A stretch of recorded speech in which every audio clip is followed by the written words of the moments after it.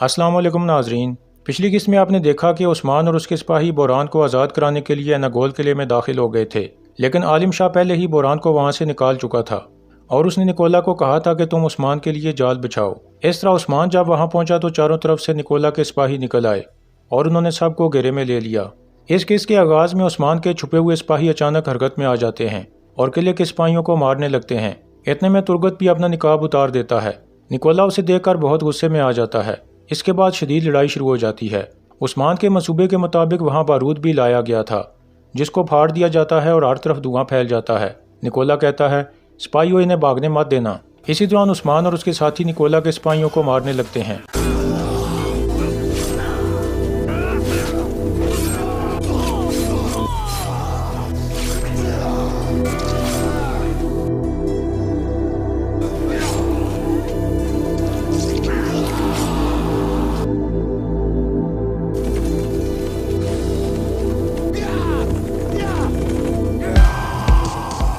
इस तरह उस्मान और उसके साथी किले से बाहर निकलने में कामयाब हो जाते हैं। दूसरी तरफ कोशिश ने शेख अदाबाली को काबू किया हुआ था और कह रहा था, उस्मान ने मुझसे मेरी बहन छीन ली, मैं उससे शेख छीन लूंगा। यह कहकर वो हमला कर देता है, लेकिन शेख अदाबाली बच जाते हैं। इतने में अगजा दरवेश आगे आ जाता है और शेख अदाबाली की हिफाजत करने लगता है।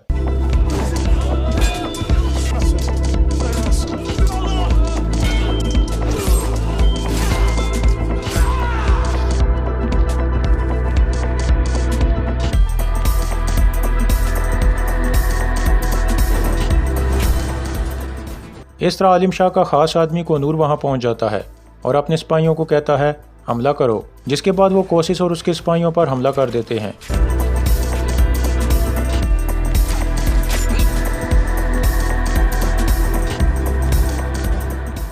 इस तरह कोशिश को 2 तीर लग जाते हैं और उसके सिपाही उसे खींचकर वहां से चले जाते हैं।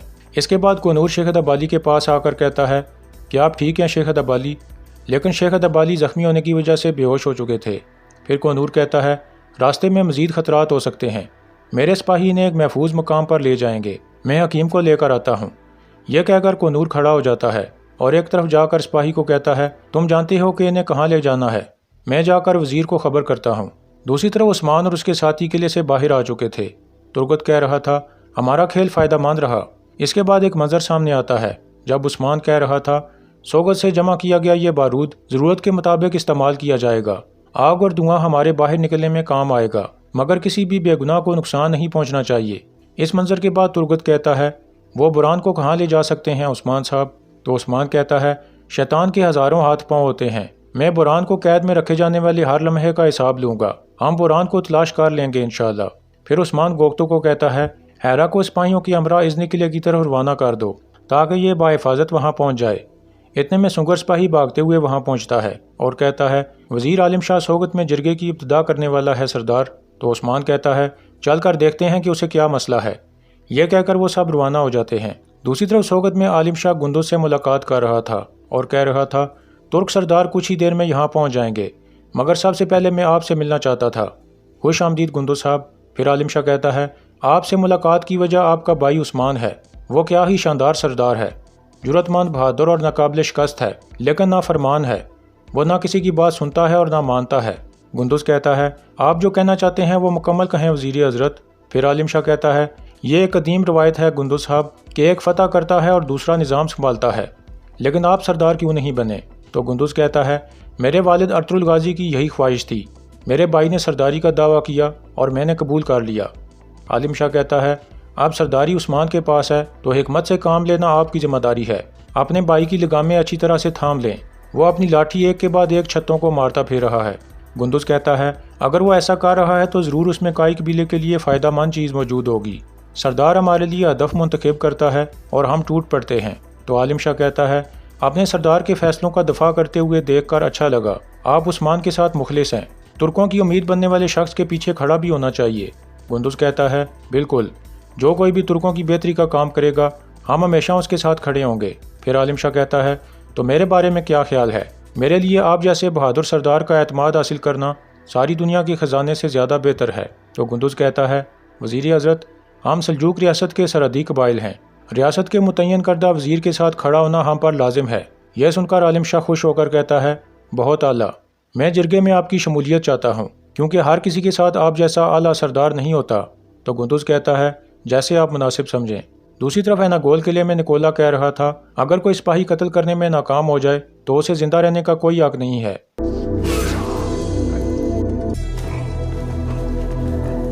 اس طرح نکولا اپنے ایک سپاہی کو مار دیتا ہے۔ اتنے میں کوسس اندر داخل ہوتا ہے اور کہتا ہے میرے پیارے دوست، میں اچھی خبریں لایا ہوں۔ وزیر عالم شاہ مجھ سے چاہتا تھا کہ شیخ ادبالی کو کونیا نہ پہنچنے دیا جائے۔ اس کے بعد ایک منظر سامنے آتا ہے جب عالم شاہ کا ایک آدمی کوسس کے پاس آ کر کہہ رہا تھا وزیر صاحب نے آپ کے لیے خصوصی پیغام بھیجا ہے، وہ ادبالی کی موت نہیں چاہتے مگر انہیں زخمی کیے بغیر کونیا جانے سے روکنا بھی ممکن نہیں ہے۔ کوسس نے کہا تھا میں وزیر کے حکم کی تعمیل کروں گا مگر امید ہے کہ ہمارا یہ کھیل قابل بھروسہ رہے گا۔ پھر کوسس اپنے سپاہیوں کو کہتا ہے میری لوہے کی زرہ لاؤ۔ اس کے بعد سپاہی اسے زرہ پہنانے لگتے ہیں اور کوسس کہتا ہے یہ زرہ مجھے تیروں سے بچائے گی۔ اس منظر کے بعد کوسس کہتا ہے میں نے اس کی خواہش پوری کی، اب وہ میری خواہش پوری کرے گا اور ماری کو ہمارے پاس لائے گا۔ نکولا کہتا ہے بہترین، یہ تو بہت اچھی خبر ہے۔ پھر کوسس کہتا ہے تم فوراً شادی کی تیاریاں شروع کر دو تو زیادہ بہتر ہے، یہ شادی پہلے ہی بہت تاخیر کا شکار ہو چکی ہے۔ یہ کہہ کر کوسس واپس چلا جاتا ہے۔ اس کے جانے کے بعد نکولا کہتا ہے تم اب بھی میری بےعزتی کرنے والی سے میری شادی کا سوچ رہے ہو، کتنے عجیب ہو۔ یہ قلعہ اس کا گھر نہیں بلکہ اس کی قبر بنے گا۔ دوسری طرف سوگت میں ترک سرداروں کا ایک جرگہ شروع ہونے والا تھا۔ کچھ دیر بعد وزیر عالم شاہ وہاں پہنچتا ہے تو سب سردار کھڑے ہو کر اس کا استقبال کرتے ہیں۔ پھر عالم شاہ کہتا ہے ترک قبائل کے سرداروں، آپ سب کو خوش آمدید۔ یہ کہہ کر عالم شاہ نیچے بیٹھ جاتا ہے اور پھر سب کو بیٹھنے کو کہتا ہے۔ سب بیٹھ جاتے ہیں تو عالم شاہ کہتا ہے آپ سب نے ہماری دعوت قبول کی اور یہاں آئے، سلامت رہیں۔ ہم ترکوں کا سیاہ مقدر بدلنے آئے ہیں۔ آج کے بعد ہمارے علم میں لائے بغیر اٹھنے والے گھوڑوں کے پاؤں اور علم میں لائے بغیر اڑنے والے پرندوں کے پر توڑ دیے جائیں گے۔ امن و سکون صرف نظام سے ہی ممکن ہے۔ ہمارے سلطان یہاں کے والیوں سے بہت خوش ہیں۔ مجھے پورا یقین ہے کہ آپ سب میری اطاعت کریں گے۔ اب سے واحد حقیقت عالم شاہ کے منہ سے نکلنے والے الفاظ ہیں۔ یہ کہہ کر عالم شاہ اپنے سپاہیوں کو اشارہ کرتا ہے تو وہ 2 صندوق اٹھا کر لے آتے ہیں جن کے اندر سونے کے سکوں کی تھیلیاں رکھی گئی تھیں۔ اس کے بعد وہ تھیلیاں تمام ترک سرداروں میں تقسیم کر دی جاتی ہیں۔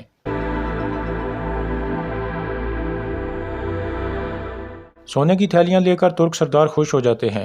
گندوز کے آگے بھی 2 تھیلیاں رکھ دی جاتی ہیں تو گندوز ایک تھیلی کھول کر دیکھتا ہے اور پھر پوچھتا ہے یہ سونا کس لیے ہے وزیر عالم شاہ؟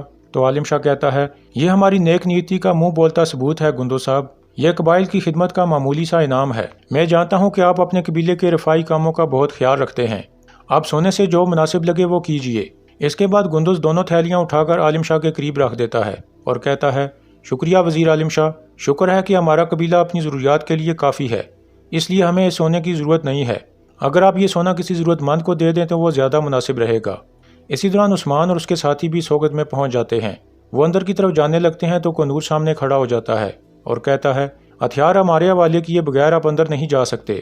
عثمان کوئی جواب نہیں دیتا اور آگے بڑھنے لگتا ہے تو کنور اس کا ہاتھ پکڑ لیتا ہے۔ عثمان اس کا ہاتھ جھٹک کر کہتا ہے اپنی حد میں رہو، ہماری تلواروں کی طرف بڑھنے والے ہاتھوں کا مقدر ٹوٹنا ہوتا ہے۔ تو کنور کہتا ہے یہ ہاتھ ہر اس شخص کو روکنے والا ہے جو روایات کی پاسداری نہ کرے۔ تلوار سمیت آپ جرگے میں شامل نہیں ہو سکتے عثمان صاحب۔ اپنے خوابوں میں دیکھی جانے والی سلطنت کی بنیاد کیا آپ روایات کی مخالفت پر رکھیں گے؟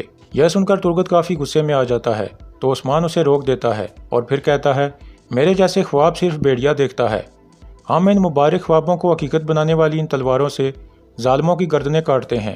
میں امید کرتا ہوں کہ تم ان ظالموں میں سے نہیں ہوگے۔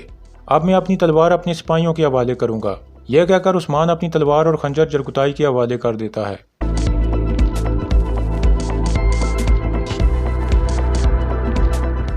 اسی دوران اندر عالم شاہ عثمان کی سرداری کے خلاف باتیں کر رہا تھا۔ اتنے میں عثمان اور ترگت اندر داخل ہو جاتے ہیں اور سب کو سلام کرتے ہیں۔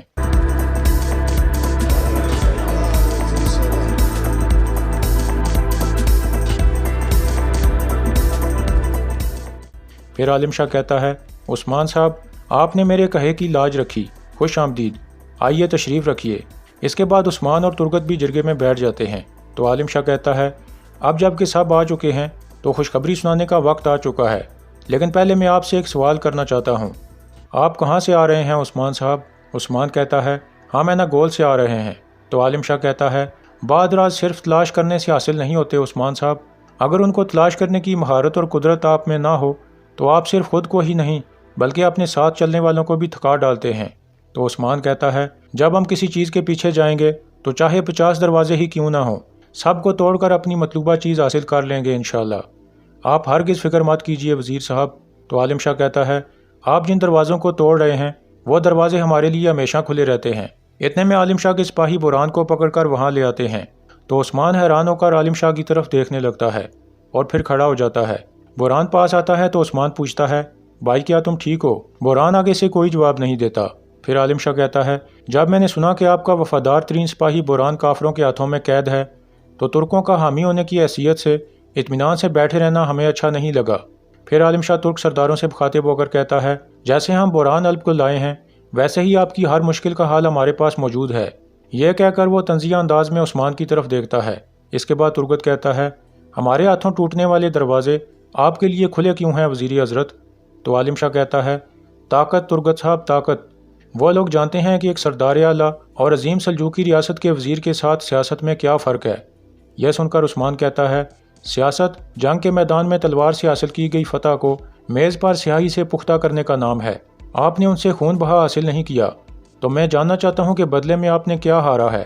عالم شاہ کہتا ہے عظیم سلجوقی ہارتے نہیں ہیں بلکہ مہلت دیتے ہیں اور وقت آنے پر جو چاہتے ہیں حاصل کر لیتے ہیں۔ آپ بے فکر رہیے عثمان صاحب۔ پھر سب ترک سردار کہتے ہیں اللہ آپ سے راضی ہو وزیر حضرت۔ تو عالم شاہ کہتا ہے جیسا کہ آپ دیکھ رہے ہیں عثمان صاحب میں یہاں نظام قائم کرنے آیا ہوں، دل توڑنے نہیں۔ اس کے بعد عثمان کہتا ہے شکریہ وزیر صاحب، آپ کی اس نیکی کا بدلہ ضرور دیا جائے گا۔ یہ کہہ کر عثمان اور گندز بوران کو پکڑ کر باہر کی طرف چل پڑتے ہیں۔ تو عالم شاہ کہتا ہے عثمان صاحب اب سے ہماری اجازت کے بغیر کوئی کچھ نہیں کرے گا، نہ کوئی حملہ، نہ کوئی فتح اور نہ ہی کوئی معاہدہ کرے گا۔ ہم مغرب میں صلح کر کے منگولوں کی جانب بڑھیں گے۔